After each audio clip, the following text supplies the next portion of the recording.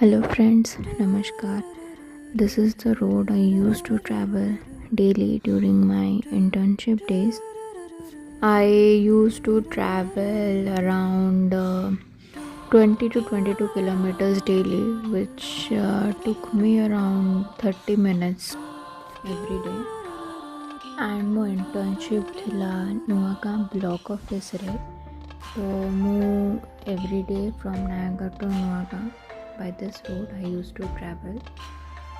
And ଆପଣ ଦେଖି ବି ପାରୁଥିବେ କେତେ ହିଁ ସୁନ୍ଦର ଅଛି, calm, less crowded with green trees, forest, roads which cut through the layers of trees, wild plants.